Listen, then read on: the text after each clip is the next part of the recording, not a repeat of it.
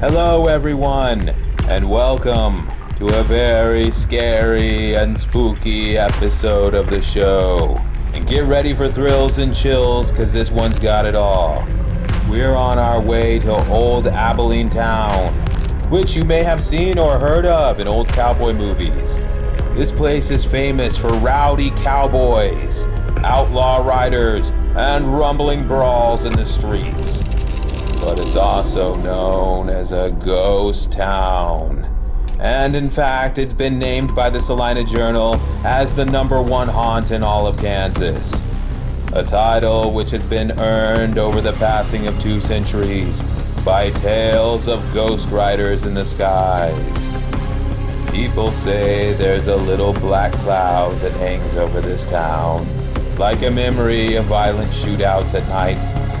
And at a motel nearby, they say they hear sounds of ghost cowboys yelling and yee-hawing and gunfire ringing into the night. But rest assured, we are on the case, and this weekend we will be exploring every inch of this old west town. So saddle up and grab your 10-gallon hats, because it may get wild this weekend. And I mean really wild.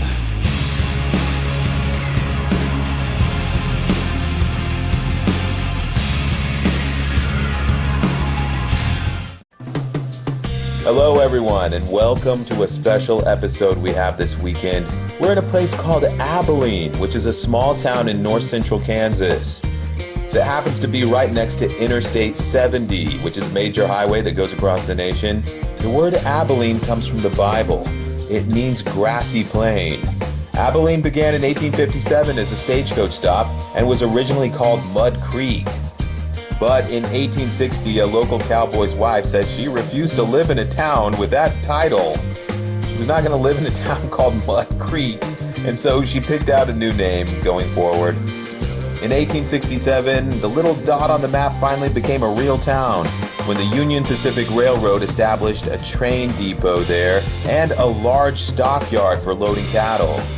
And for the next 5 years, from 1867 to 1872, Abilene became the central transit point for livestock in the United States. They would herd cattle north from the fields of Texas all the way through Oklahoma up to Kansas, and then they would load the cows onto train cars, and this new technology of using trains to move cattle in effect made Abilene the first cow town of the West. These were wild times for the little town. Overnight, Little Abilene became a place of ornery cowboys and saloons and shootouts. And in 1890, a little boy was growing up in this cow town. In his spare time, he would read dime store novels about singing cowboys and damsels in distress, showdowns at high noon against villains in black hats. And that little boy's name was Dwight D. Eisenhower, future president, 4-star general, and multiple-time war hero. You would think the 34th President of the United States was the most famous former resident of Little Abilene. But there's one man whose storybook exploits have become a legend for all times. His name is Wild Bill Hickok.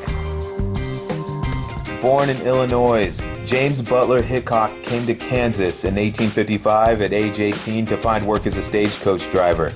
And in 1859, he joined the Pony Express, where he met and worked alongside William Cody, or as you may know him, Buffalo Bill Cody. Although Cody was only 12 years old at this time, he was already a junior Army Scout and an expert horse rider.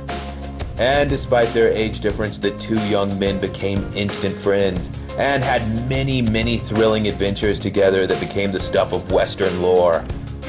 But then, a turn of events began to unfold that would change the future of the West forever. One day, while driving a transport wagon across western Kansas, Hickok was attacked and ambushed and chased by a cinnamon bear. And after this bear beat him and left him unconscious on the side of the road, another wagon happened to come along and found him, loaded him in the back, and transported him to a stagecoach stop where they laid him in a cot and hoped he would recover. But While Hickok was unconscious and sleeping in the back room, a gang of outlaws rode up to the stagecoach stop, and the leader of this gang, Dave McCandless, walked inside and began bullying the desk clerk and trying to extort money from him. When all of a sudden, a shot rang out, and McCandless fell down dead. Hickok always denied pulling the trigger, but he never explained who else would have been behind the curtain or where the magic bullet would have come from. From this point on, it seemed that meeting with the Cinnamon Bear and his brush with death changed Hickok. He wasn't James Butler anymore. He was Wild Bill now, gunman for hire. And in 1861, he joined an elite group of Kansas soldiers called the Jayhawkers, who would ride south of the Mason-Dixon line to do retaliatory attacks. They say that no mission was too dangerous for Hickok, and he loved the thrill of bullets singing by him as he rode. And on one occasion, he actually went on a spy caper, disguised as a Confederate officer, to steal battle plans badly needed in the war. After his stint in the military, Hickok began working as a private detective in Springfield, Missouri. And while there, he lost his precious gold pocket watch at a card table to a gambler named David Tutt. The next day, Hickok heard that Tutt had been cavorting around the town square, swinging the gold watch on his chain and bragging of besting Wild Bill at his own game. That's when Hickok appeared on the town street, six-shooter holstered to his belt, and from 75 yards away, he stared down the road at Tutt and shouted to him, "Draw, partner!" David Tutt quickly raised his guns, but before he could get a single shot off, Hickok whipped out his pistol and fired multiple bullets through his heart. In front of a crowd of onlookers, David Tutt stumbled wildly, spun around and gasped for air, and finally collapsed into a horse trough. Although dueling with pistols has a long tradition, this was the first quick-draw showdown in recorded history. It marked the beginning of the Wild West, and through newspaper reports, iconicized Wild Bill Hickok as the quintessential cowboy. In the following weeks, Wild Bill acted out this scenario at least 6 more times, with 6 more gambling rivals left dead in the streets, and newspaper headlines declaring him as the fastest gun in all the West. Meanwhile, in Hays, Kansas, the tiny frontier town was being terrorized by a big burly cowboy named Bill Mulvey, who would beat up shopkeepers, steal anything that wasn't nailed down, and he would even do target practice with empty whiskey bottles in the town street. The desperate citizens of Hays heard about Wild Bill, gunman for hire, and they sent him a telegram asking him to come be sheriff of the town. No sooner had Hickok put on the 10-star badge than Bill Mulvey came rumbling down the street, shotgun in hand, ready to blow away the new so-called sheriff. He approached the town jail in full stride and saw Hickok standing out front. But Wild Bill didn't even seem to notice him.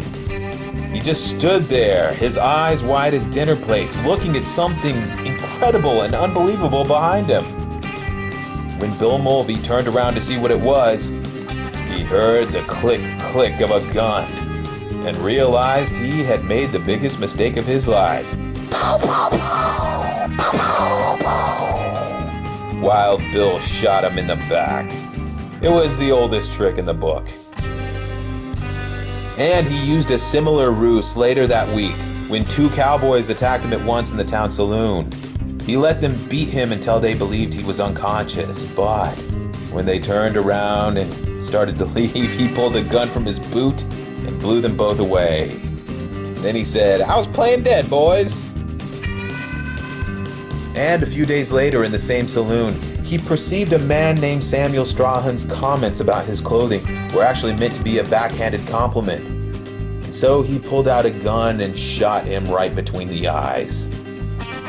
Although Wild Bill had quickly conquered the gangs and outlaws of Hays, The town denizens were deeply troubled by his methods, and within a couple of months he was voted out of office.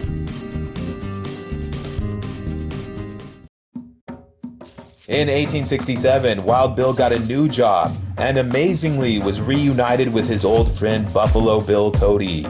When the two of them were hired as Army Scouts under General George Armstrong Custer, the two men were given a war wagon and the assignment of roaming the western plains, arresting any hostile Native Americans they could find and bringing them back for processing.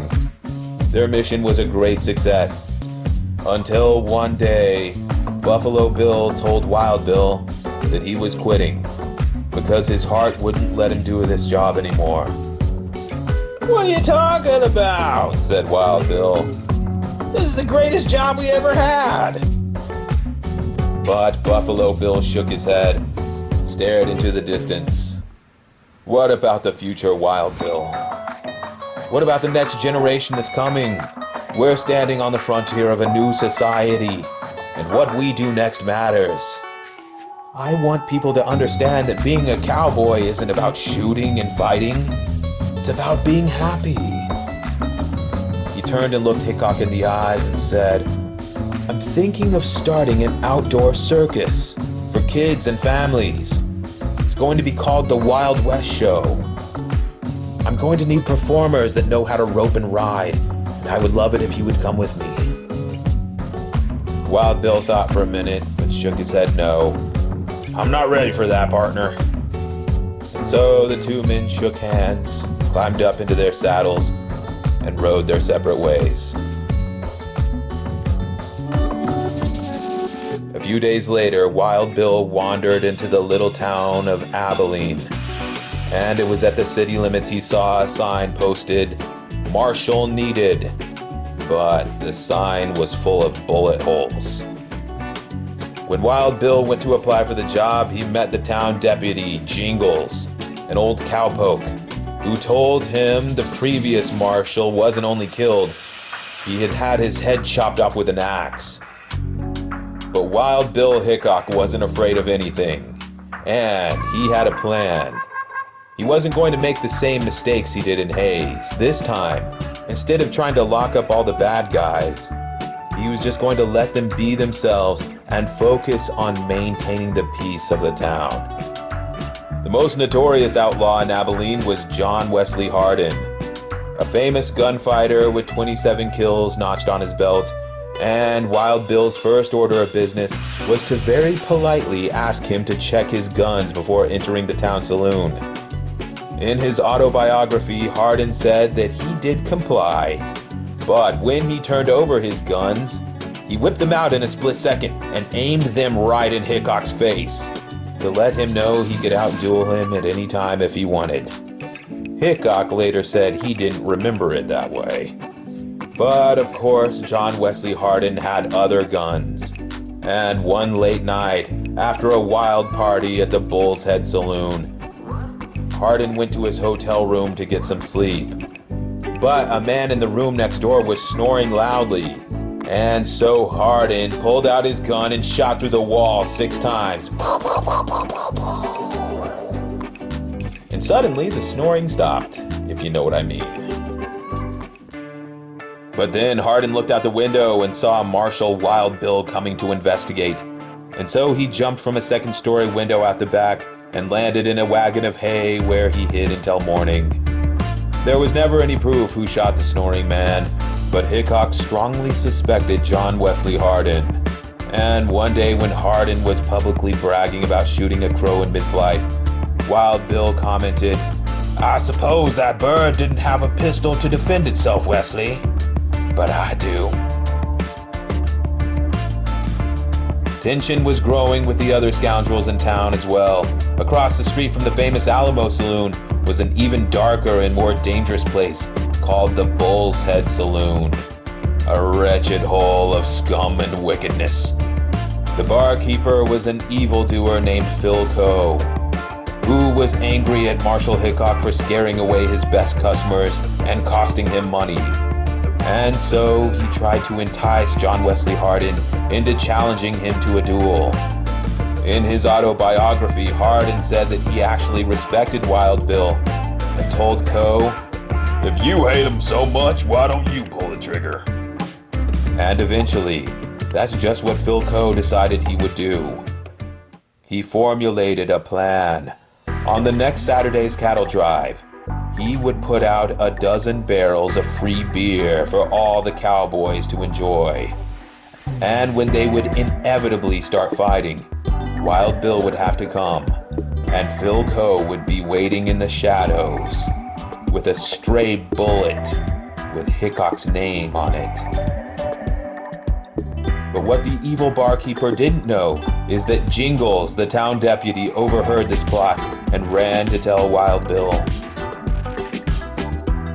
As predicted, around midnight, the free beer at Bull's Head Saloon turned into a giant drunken brawl in the streets, with punches thrown and chairs and tables flying through the air. But Wild Bill was ready.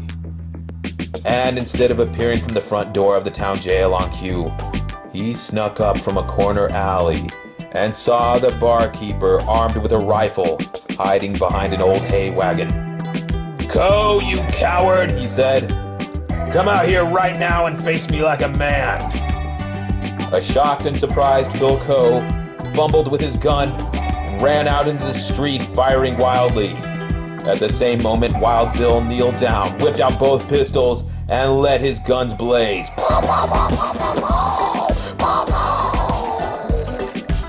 After a few seconds, the guns went silent. And when the smoke cleared, the evil barkeeper was lying dead in the road. But Wild Bill looked behind him and saw someone else face down in the road. It was Jingles, his sidekick, accidentally struck by a random bullet in the chaos. Wild Bill was absolutely devastated by what had happened. And some days later, he climbed up on his horse and left Abilene forever.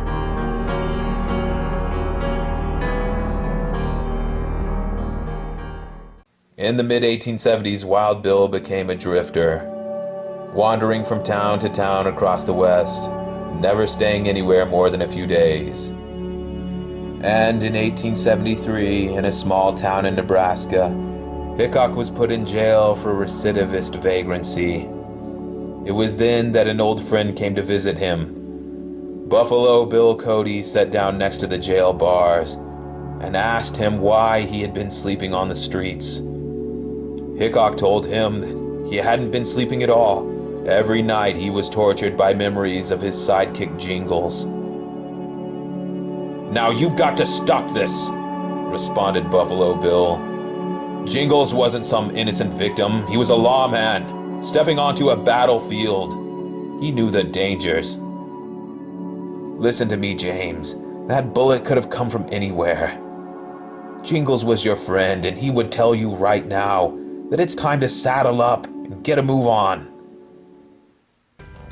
Cody then told Hickok about the popularity of his new traveling Western show, and that he had come there to offer him a job as an actor in a new and upcoming concept stage play called The Scouts of the Plains, which would star Buffalo Bill, Wild Bill, along with their friend Texas Jack. And although it was billed as a thrilling drama, it actually turned into something of a comical farce. As it turned out that Wild Bill wasn't really an actor, he was an authentic person. And although he tried, he couldn't remember lines, sometimes would even make up lines on stage, and sometimes would even be drinking a bottle of whiskey on stage. And on one unfortunate night, Wild Bill was having such terrible stage fright, he actually pulled out his gun and began firing at light bulbs. And the audience began screaming and stampeding out the doors. And thus ended Wild Bill's brief acting career. But it was also the end of his gunfighting career. Wild Bill kept remembering when Buffalo Bill told him that being a cowboy isn't about shooting and fighting. It's about being happy. Hickok handed his guns over to Cody and said farewell to him for the last time. He then bought 2 stagecoach tickets, one for him and one for his sometimes girlfriend, sometimes enemy, Calamity Jane. He said he was ready to settle down and the two rode by coach to the freshly built town of Deadwood, South Dakota, to begin a new start far away from their violent past. What really made Wild Bill happy was playing cards, and he decided that from now on he was going to be a professional poker player. And one day, after playing his winning hands all night, one of his young poker rivals was left completely broke. An older and gentler Wild Bill kindly offered to give the young man back some of his money so he could at least buy some food. But the young gambler was offended by this gesture, and the next day he snuck up behind Hickok at a card table and shot him without warning. Wild Bill was buried on a beautiful hill of trees called Mount Moriah, and years later, Calamity Jane was buried next to him. Newspapers across America reported on the tragic loss of this folk hero. And just as historians mark the beginning of the Old West with Wild Bill's gunfight against David Tutt, they also denote the ending of the Old West with bills being felled at a card table in Deadwood. Everyone in the nation could sense that an era had just ended, and the new modern world was now moving on. The town of Abilene, Kansas also had to move on. By the 1950s, the original buildings from cowboy times were still lining the streets of the town, but Abilene was at a crossroads, as it was now well past time to modernize into the 20th century. But right at this same time, something was sweeping the nation. A new invention called television, and the most popular genre of TV shows was westerns, many of which referenced Old Abilene, including Gunsmoke, Have Gun Will Travel, and The Adventures of Wild Bill TV series, which ran from 1951 to 1958. And so the little town of Abilene came up with a plan. They would move the old cowboy-era buildings 100 yards to the east so that the new town could move on, while at the same time preserving the cowboy days of lore. This new setup was called Old Abilene Town and was marketed with huge billboards right next to Interstate 70. And many travelers on the highway stopped and took sight of this tourist attraction. It was a 1950s all-American family dream with dance hall performances, rodeo shows, regular visits by TV Western actors, and a postcard and souvenir shop. The Silver Age of Westerns really put a star on the map for Abilene, Kansas, but as they always do, times changed once again. And by the late 80s and 90s, Hollywood really didn't make many Westerns anymore. And children were more interested in cartoons and video games than playing cowboy outside. Compounded by this lack of interest was the fact that the town of Old Abilene was well over 100 years old now, and the dilapidated old buildings were rotting and in terrible disrepair. And finally, even the gift shop closed due to lack of tourism. And in the end, people say that Old Abilene reverted back to a ghost town. In more ways than one, you see, it came to be an urban legend that ghosts were actually living there.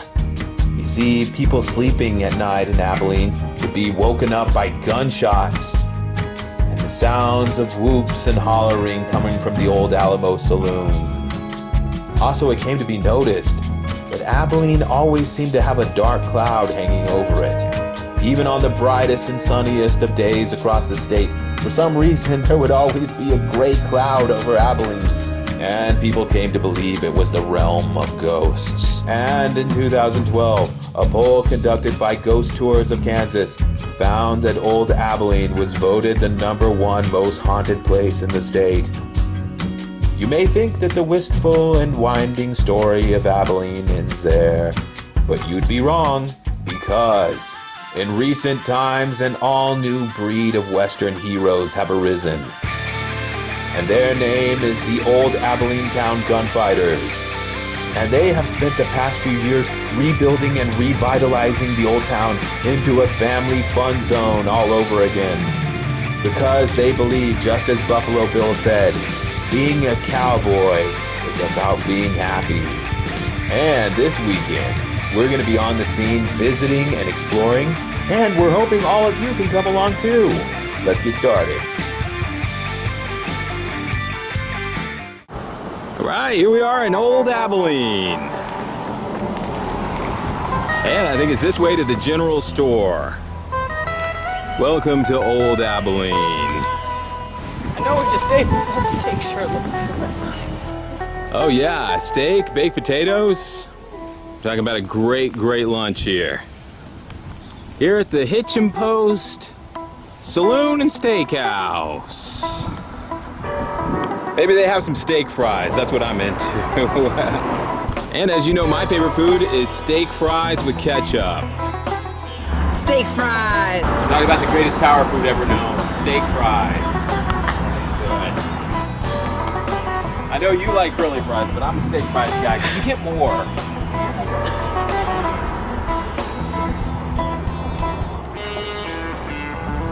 We're headed for the streets of Old Abilene, also known as Gunfight City. Hey, check out this mural.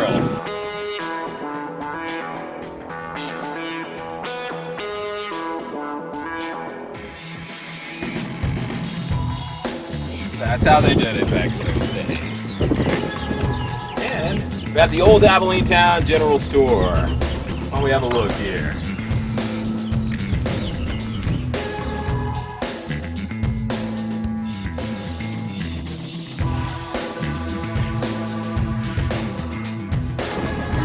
Park back on the back road? Yeah. Let's go this way. Let's go this way. I parked my Jeep when he was there. I got the front row. I parked up here, then I seen Steve pick up. I'll see you next week.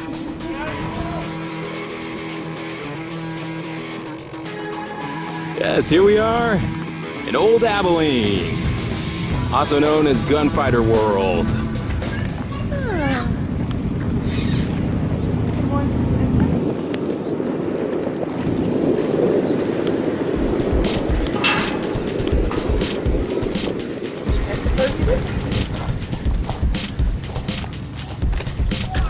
How fun! Right through here. And it's time to saddle up. Time to walk the town streets here.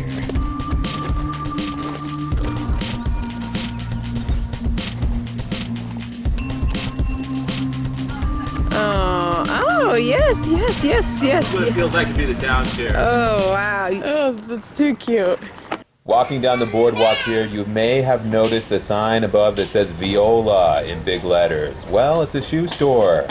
Ralph Viola was an Italian cobbler who came to Abilene to open his business. And you may not know this, but they say the cowboy boot was actually invented in Abilene in the 1860s. Spanish cowboys came to Abilene from the Chisholm Trail, and they wore pointy boots. Well, the shoe store modified those to have a raised heel and spurs in the back, and so was invented the American cowboy boot. Hey, how about we hit the saloon? I can't believe we're at the legendary Alamo Saloon. All the gunfights that happened in here. That's the main man. Is that the good one or the bad one? This is a good guy, Okay. most of the time. Okay. You'd be a bad guy when you had to, but Yeah. this is Wild Bill Hickok, former sheriff of the town of Abilene, and he loved hanging out in saloons just like this one here, the Alamo Saloon. He would come in here, sit at a table just like this, play cards. Very famous for the dead man's hand. That was his famous poker hand there. And he would love to come to places just like this, listen to the old Western piano, that's what he called it. I actually can turn that on. It's a player piano. Oh really? That'd be awesome, wow!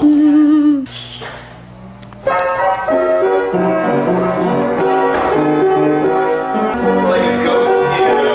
How much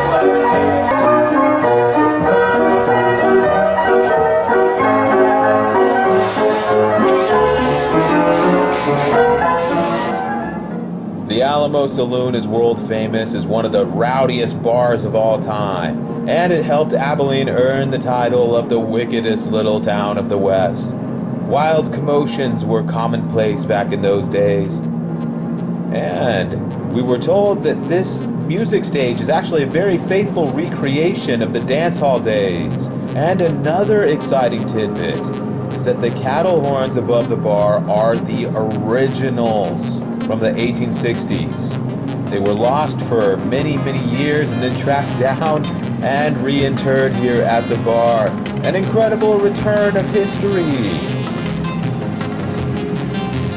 These have been here for, gosh, I don't remember how long, but you see some of the old pictures when they moved the saloon over here, and those were actually with them, so. So the Alamo Saloon is an historical building that was moved here?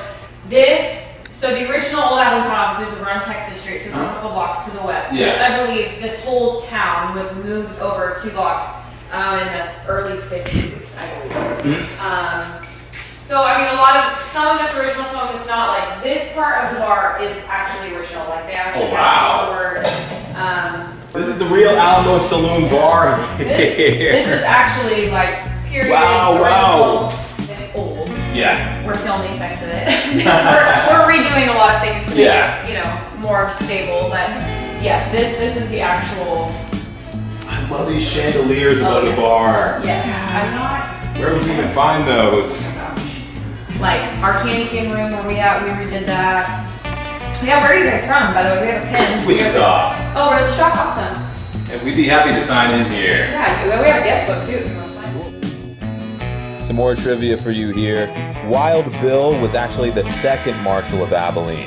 The first was Tom Smith, also known as Bear River Smith, because he was Marshal of Bear River, Wyoming during an incredible gunfight in 1868 that actually burned the entire town to the ground. And it's where the expression, "we have to burn down this town to save it," came from. Oh, I especially love this mural behind the stage. Yep. Back around the corner. It was essentially a condemned building. Oh, wow.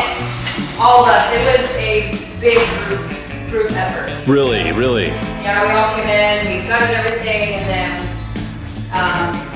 Actually, there was 2 buildings that got gutted. yeah, we did. We got the 2 buildings, and I'm not kidding when I say it was condemned. Like, if a surveyor would have come in and looked at it, they would have condemned it. That's just like our building over here. Yeah. We can't even get inside of it right now. Well, I heard someone say that not long ago Abilene was on its last legs, and I didn't know if that was exaggerated or... No, it was. It was. It actually was.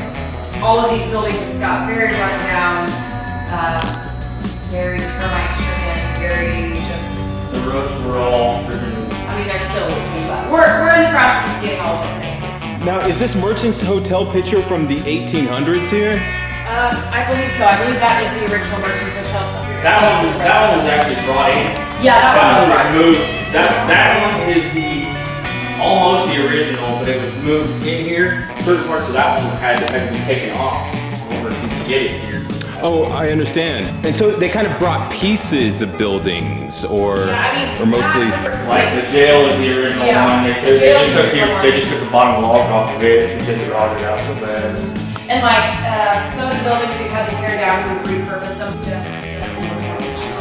But we try to repurpose everything that we can and keep as much history here that we can. So, and like I said, it's a labor of love. I don't know yet. We're working on getting a case for it. Like a display case. So that's the original bull's head from like the original Alamo. Oh, wow. Yeah, they were able to. Oh, absolutely. So. That's a prize piece. Now, did you say we can go through these doors here? You can take a look at the bathroom. This is the bathroom that we literally built from scratch. Oh.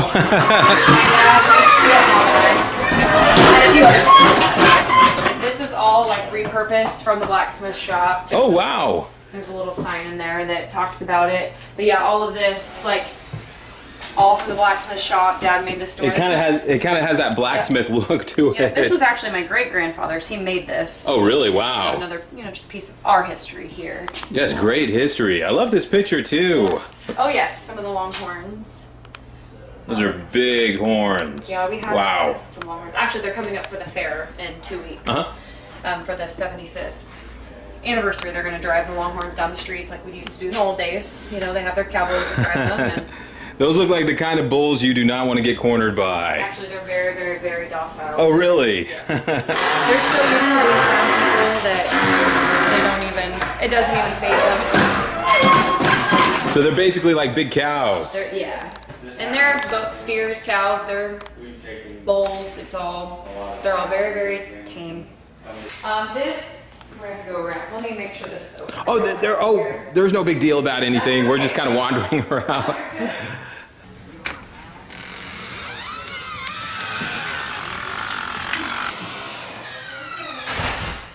The two buckaroos. Hey, okay, well, I'll scoot down there. There we are, we're the same size now. So the next door is our can room, so it's at the photo shop. We call it our photo booth. We redid all that. Thank you so much. Hold on, I'm giving a tour here. I'm trying to show people. So this is where we used to do our old time photos. Hey. Wild West photos. Yeah, some old time photos. We have a bunch of the clothes. Oh, how fun! Didn't even have a. Look at all these costumes you can pick out. Yeah. I love this picture. Look at these bulls just walking down the street. Oh, it's a good thing they're friendly. My goodness. They can take over the place. Oh, here's a treasure box full of fun costumes. Sombrero. Yes. Hey, a chalice. You been into the general store yet? No, but we'd like to. Yeah, the general store's open. Wonderful, wonderful. Love that picture too.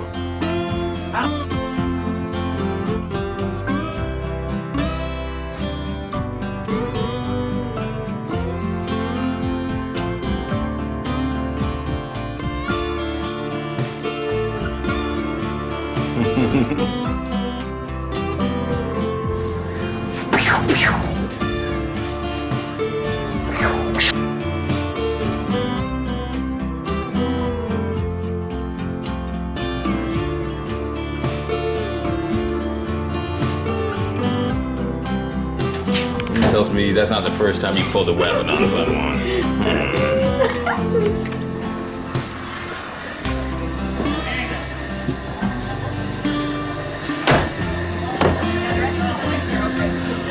Wonderful! Oh, thank you so much. So exciting. Yeah. I'd love to have one of these shirts, by the way. Yes.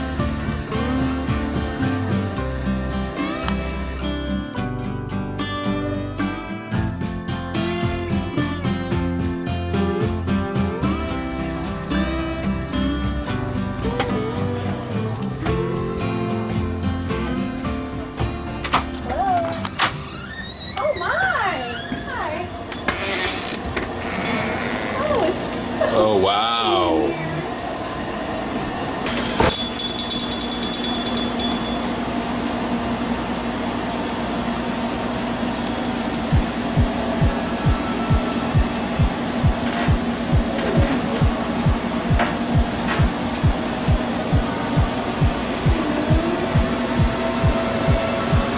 Cool, look at these t-shirts.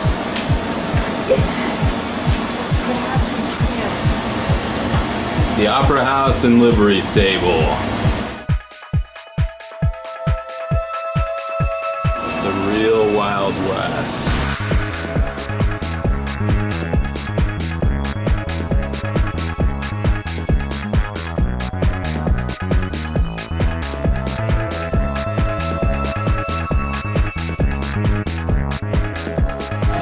Well, I really like this t-shirt with the 1980s Kansas logo. You have a fun book there. Yeah. Oh, it's Pirates.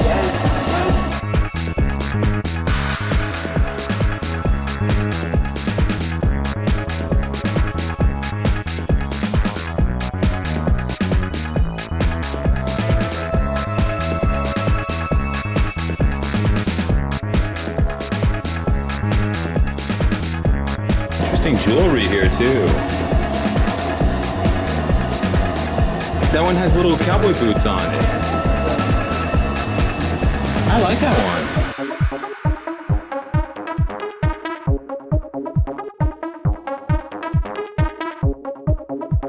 I want a teacup. A teacup?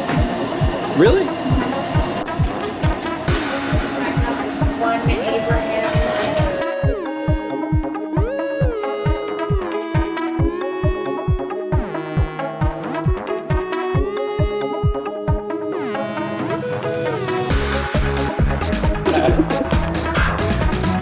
Here we have the Alamo Saloon. Something tells me you're gonna end up there sooner or later. Hey, why don't you run behind that thing?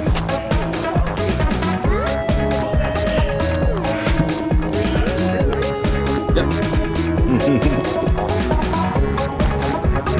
I thought you were ready for a rootin' tootin' good time. The concert schedule for the Bull's Head Pavilion behind us. See over here, they have concerts. The Lazy Wayne Band. Followed by Bare Knuckles Old Time Fights. This was the band they had last night. Yep. They said the last night they had a wild concert here and they kept them up late. So that sounds like a real wild time. And there now. I wonder what's through here. Oh wow. Aha, this is what the guy was telling you Oh about. my So they goodness. have a model of what it used to look like. I think this is it. This is the model of what the town actually looked like. They have recreated the entire town with little Lego. It's pretty cool. They have recreated the entire town of Abilene with little dollhouses. This is the corner of Cedar and First Street where Stouts is today.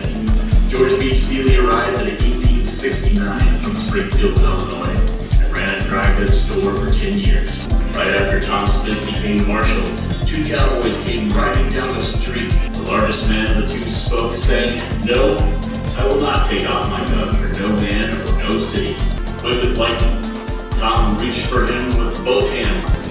The next building is the Ringoski Saloon. Not much is known about Ringoski other than the saloon was only here for about 1 year. After the saloon was McInerney's boot store. There was money to be made in New Cowtown, Abilene, some of the earliest claims for cowboy boot in America. Following Cedar to the left, you see the Alamo Saloon, prominently placed in the center of the wickedest place in the West. Hey, what do you think about this covered wagon down here? That was like a mobile home back then. Oh yeah. Like a traveling RV. You could get a covered wagon. You could go places. A person's whole world would be packed up into a wagon like this, and then they just hitch it up to a horse and. Brakes. Yep, you gotta have some brakes, because sometimes you start going down a hill.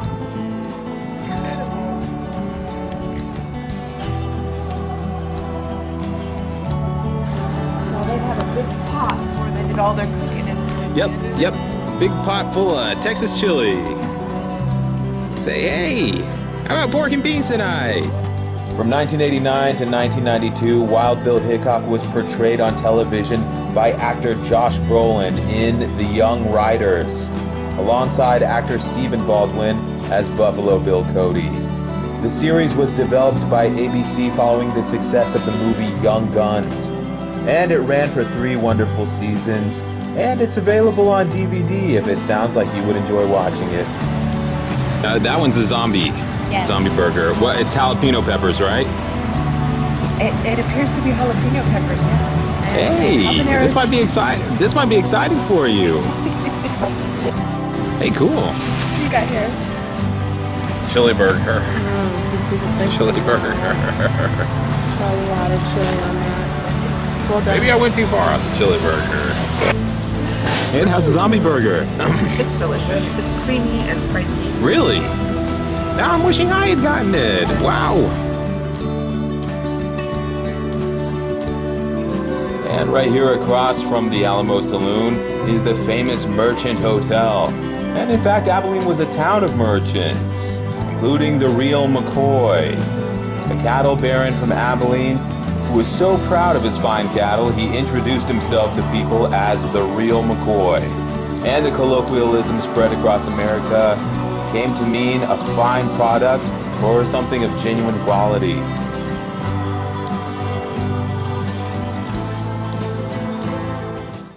Looks like we have the town jail. This is Hickok's cabin on it. You're right, it does. Hickok's cabin. 1871. Wow.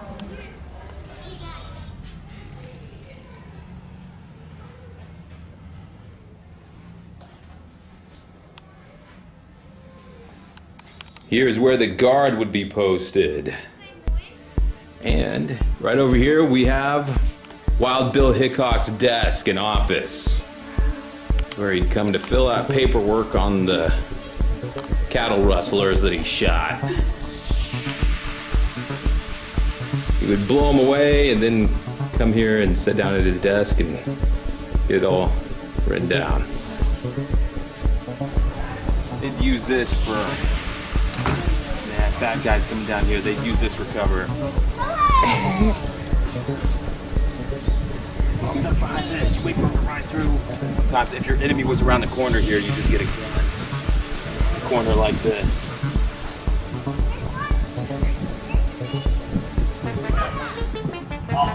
You can't even see in there because it's got it all blocked off.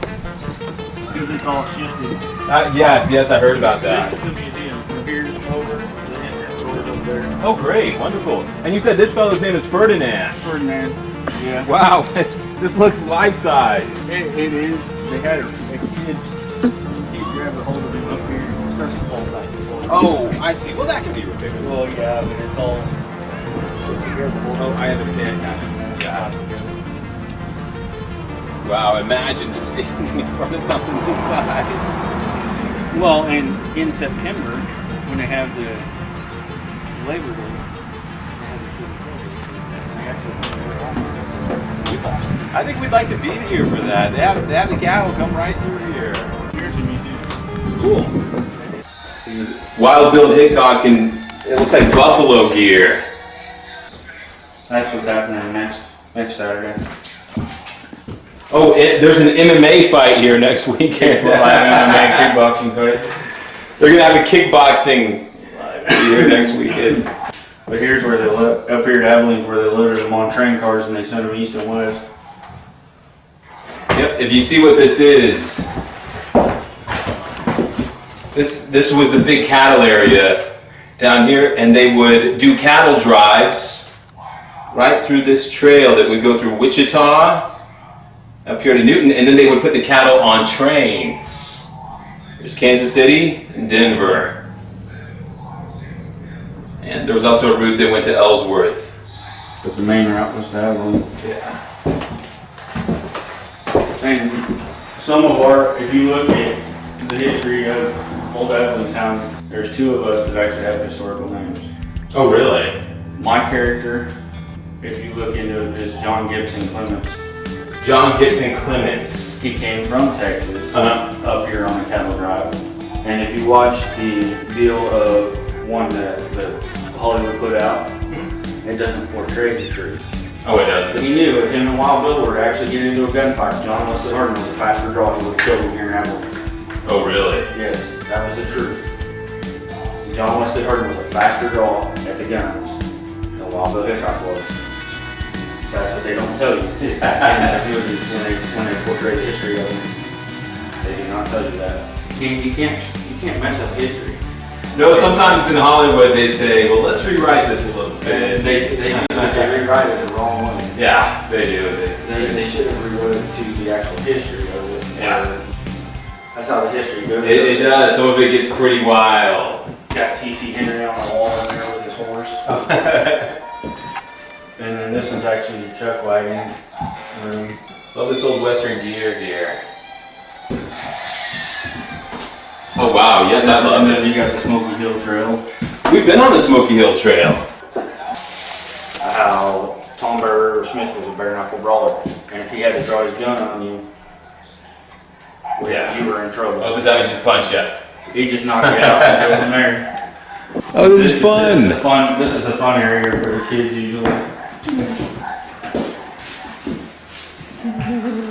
Yes, this is where the little ones can pretend to be cowboys. His last reckless act in Abilene earned Hardin the reputation of being a desperado so mean that he once killed a man for I've scorn.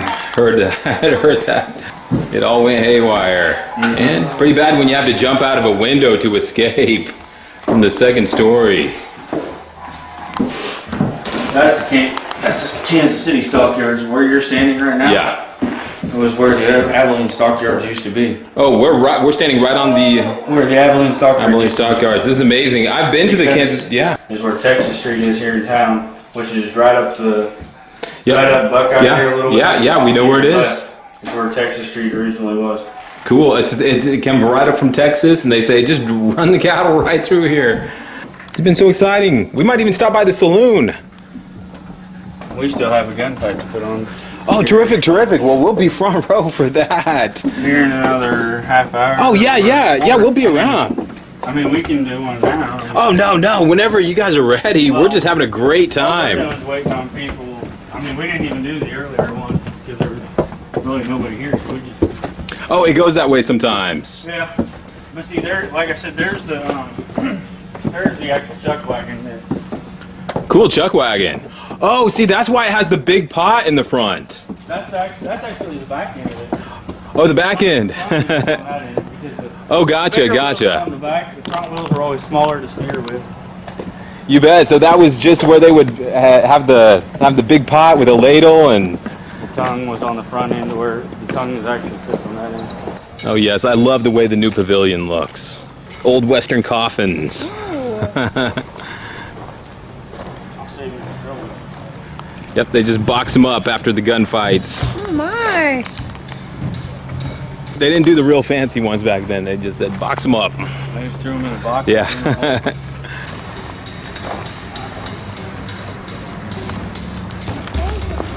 I'm just gonna put this up over here for you. The first lawman of Old Abilene, Marshal Tom Smith, probably never imagined that in the 20th century he would be connected to two U.S. presidents.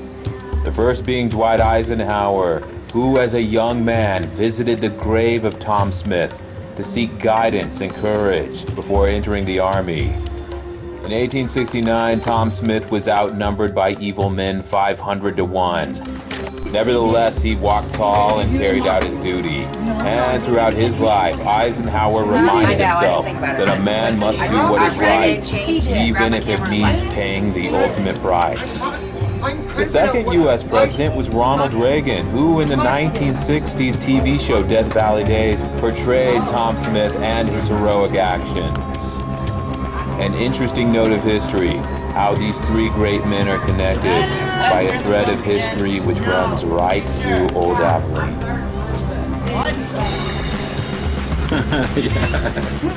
You're definitely dying there. What? You got half oxen. There's more than one over there. Why do you keep harassing folks? I'm not, he told me to tell you that. I said, go get it. And I'm gonna tell him. I got him. Go get your hat. It fell off.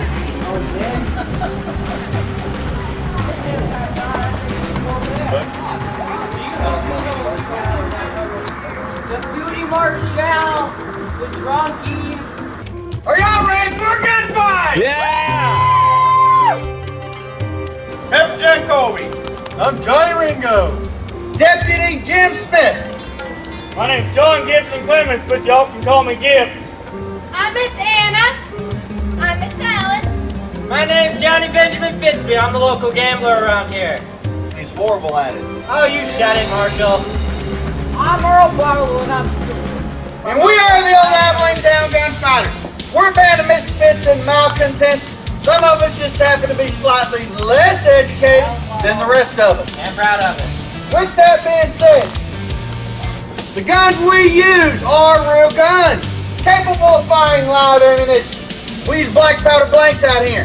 That way we can make a lot of noise, have a little bit of fun, hopefully entertain you kind folks in the process. We're gonna shoot that there ordinary aluminum can with just a blank. And we're gonna show you what a blank does to it. That did not go far. Oh, I caught you did not catch it. Go show them kind folks what that looks like. I caught it. No, you didn't catch it early. Okay.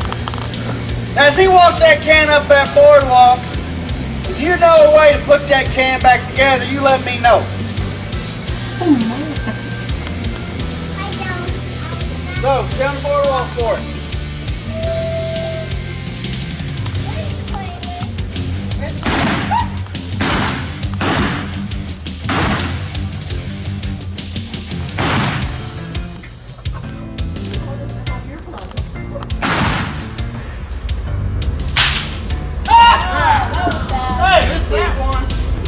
That's coming from down there. See that one right there? Hey! What are you doing? Shoot bugs! I see 2 bugs.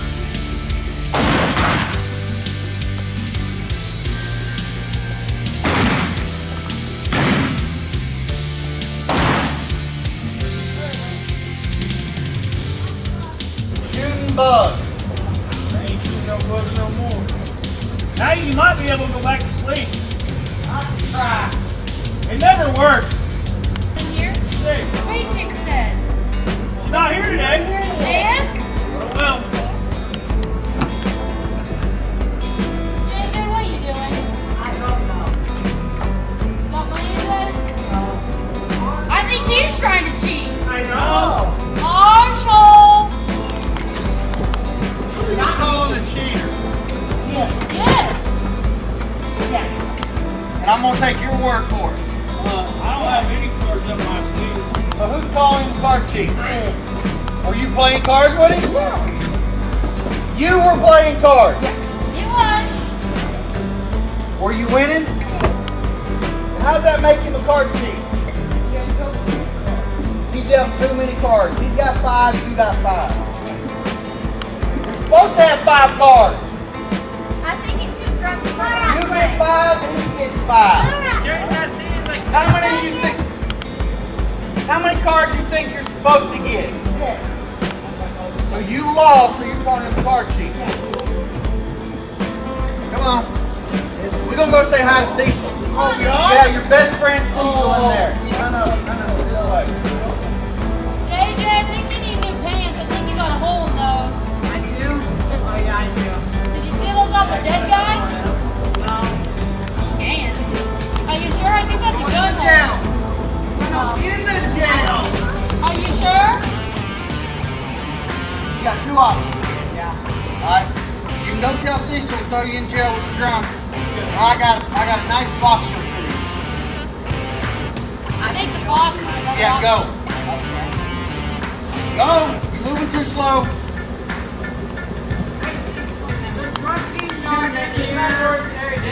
What? Not in here. get in there! Drunky not here. Come back. Go back to jail! Go back! My path. Marshall. Wait, what'd you call me? Hear Hey, your boys for dogs. You come up here calling me Marshall. Alex? You better behave, girl. Next time I'm gonna ask you to shoot you. Look at that warning shot. You'd have to clean up our body. Now I'll leave them on the street and wait till Undertaker comes back. That might not gonna come back. In about 2 months. Yeah. I was gonna want to visit. Not my fault. You ain't gonna make any money. Come back.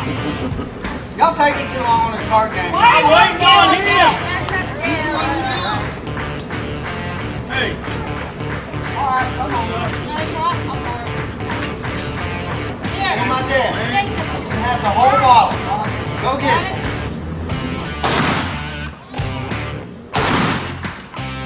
Apparently you missed twice. You wanna find out how good I can act? No, sir. sure? Yes. I want to see who wins this game first. It's homework, Scout! Hickok, you're dead. I thought he was supposed to be dead. You're dead! Stay dead! I'm Hold on.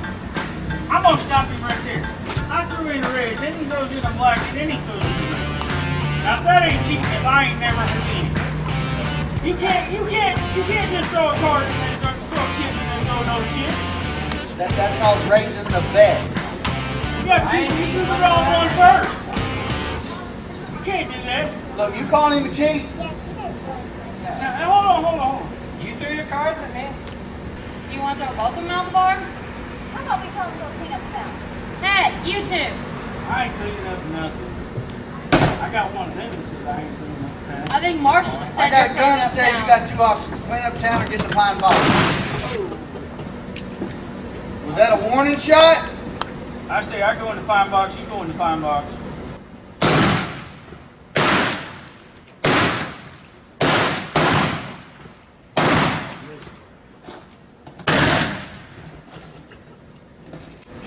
There, settle. You happy? Yeah. Now you get to clean up town.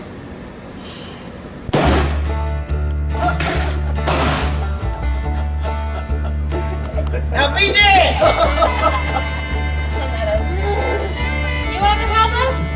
We aren't going to shoot anymore, I promise. Dead! Well, everyone, thank you for watching this episode. We hope you had fun. In the end, there was one man left standing, Deputy Marshal Jim Smith. The townspeople tried to rise up against him, but he quelled that rebellion and vanquished his enemies. I think one reason people like Western-style showdowns is that it embodies something great about America.